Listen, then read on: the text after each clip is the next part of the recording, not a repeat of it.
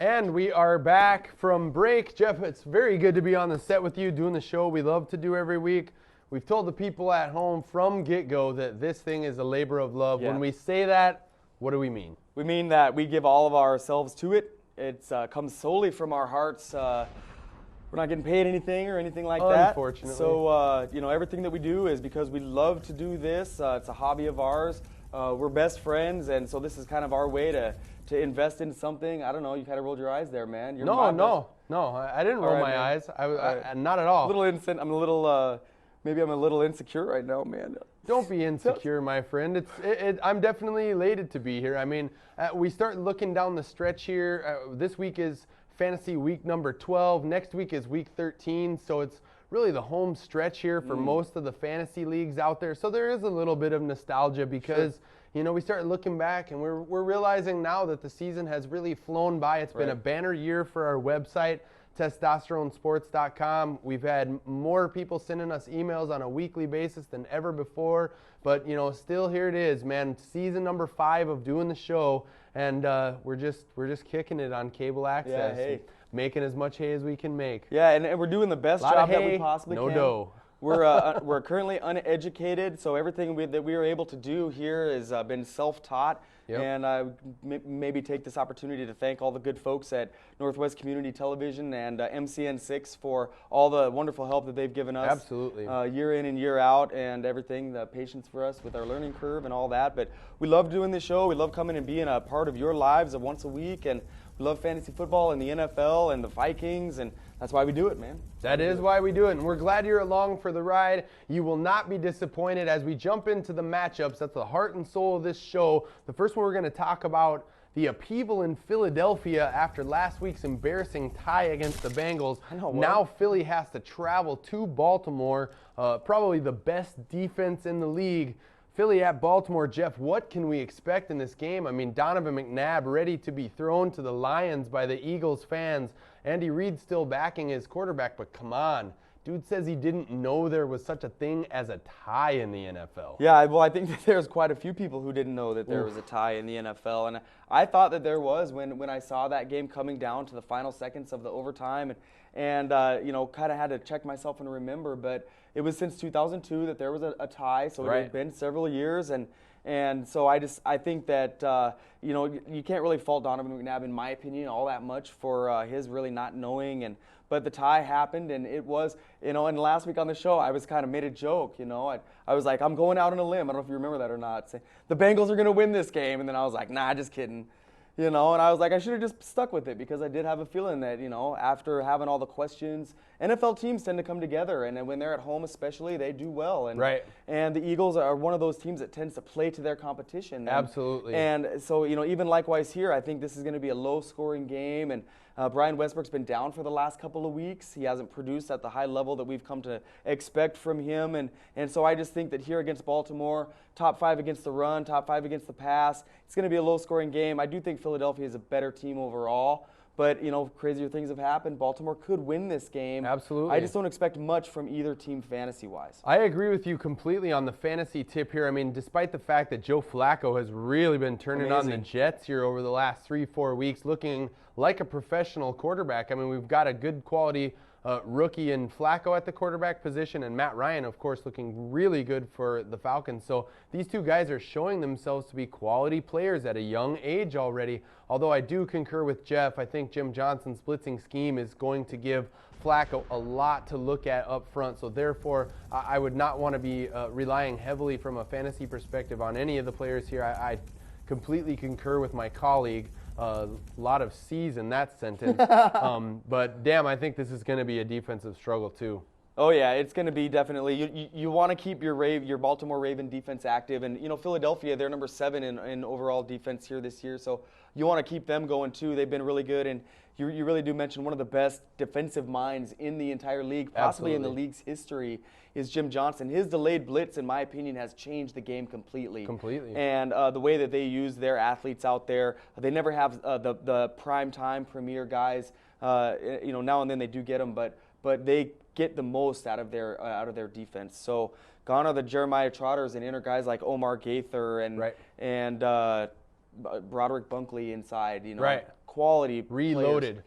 Yeah, and they're doing good. And this is a really interesting time in Andy Reid's tenure as the head coach here. I'm also going to watch this very intently because I think with the upheaval caused by Donovan McNabb's comments and how ardently Reid has backed Donovan throughout his time there. I mean, the fans booed Donovan when he was selected, and I just don't think they've ever really fully accepted him, all the way down to T.O.'s comments about him choking in the Super Bowl and getting upset stomach and those types of questions.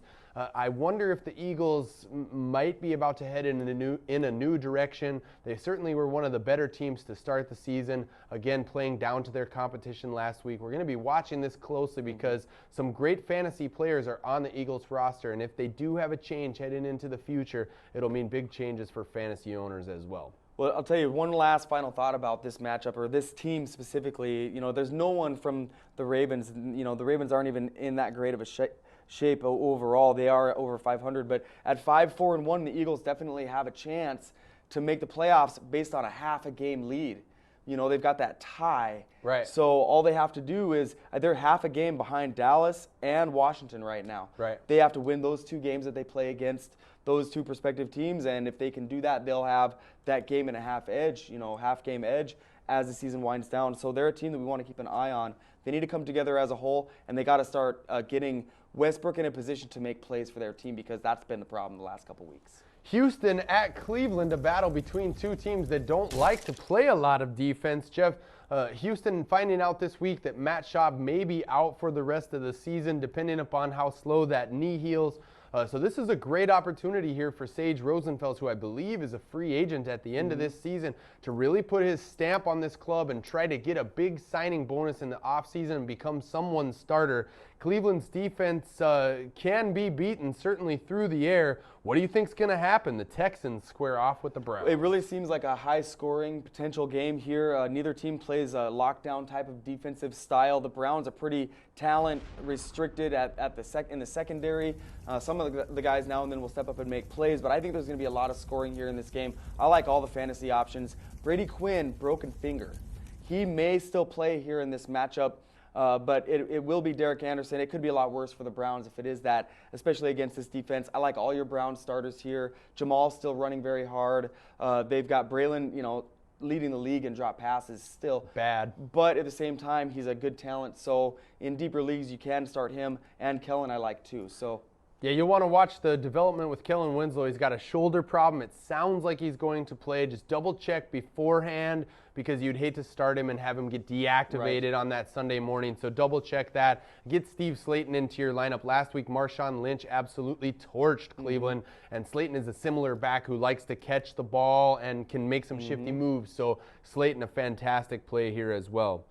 Tampa at Detroit. Now, the road does not get any easier for the Lions here, Jeff. Still winless on the season, playing a Tampa team that a lot of people don't give any respect to, but we saw firsthand last week this squad is a legit squad. Yeah, they're ready to play in every single contest. John Gruden, one of the best coaches, in my opinion, in the NFL at getting his team prepared and ready for the next game. They had a mission against the Vikings. They had clear-cut directives on what it was that they need to do that were keys to getting to the victory.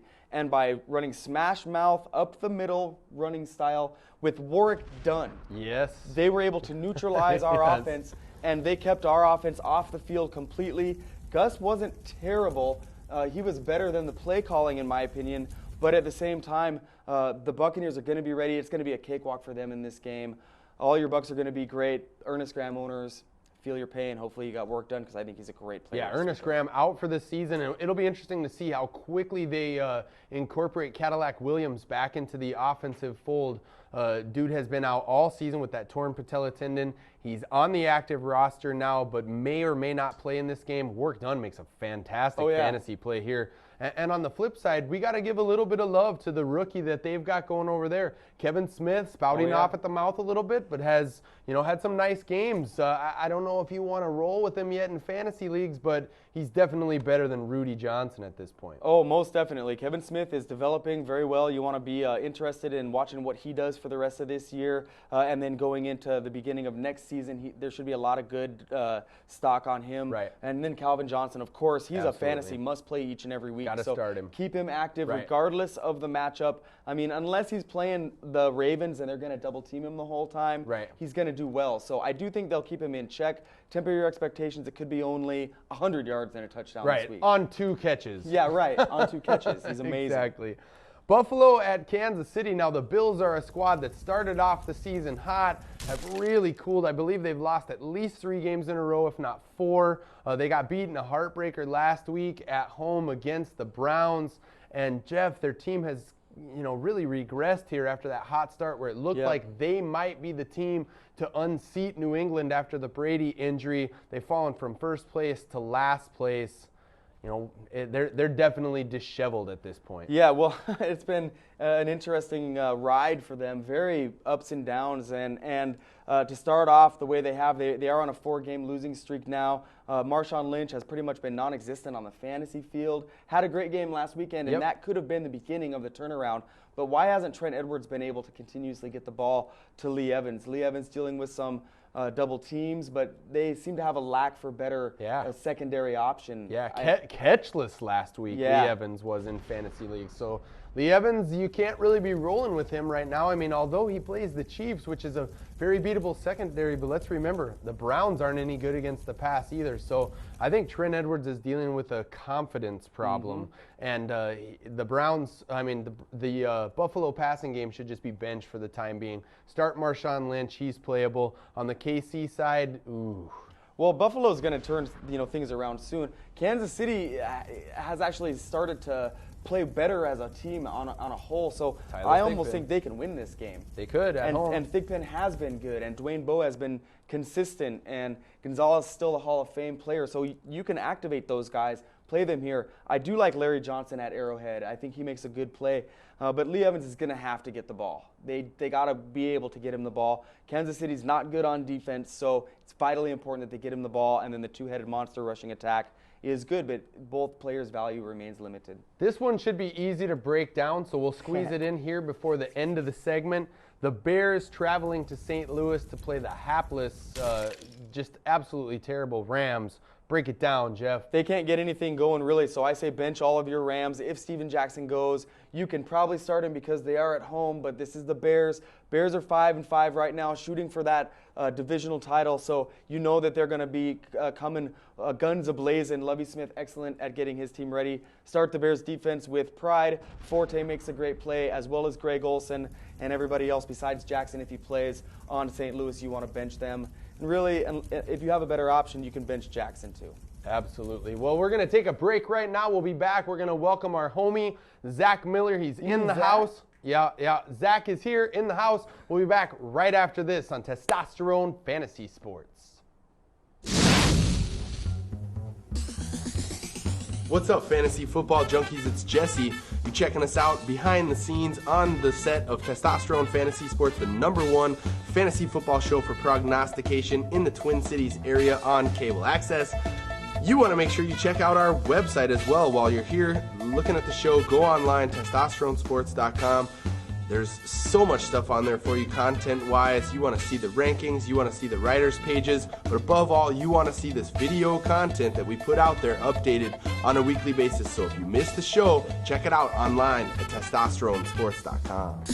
Hey everybody, we'd really like to thank all of our supporters. We here at Testosterone Sports put a lot of effort into the production that we do on a weekly basis. Go on there, specifically come onto the Fat Chat. You get a chance to interact with all of us, with other people around the Twin Cities. We just love fantasy football, and it's something that we do on a regular basis, so check it out. Join with us to win in your league. It's something we love, and we just appreciate everything that you guys do to join in, to be the 4th member of Testosterone. Can't get enough of the yeast or all these guys. You have rants and raves you want to read. Check out our writers' pages on the website, testosteronesports.com. I go off on a weekly basis. Jeff brags about how good his team is in our league. Jesse has some crazy stuff on there. There's a guy named Will who drops some things I can't talk about on television. Check out our writers' pages, testosteronesports.com, for a little more of the yeast.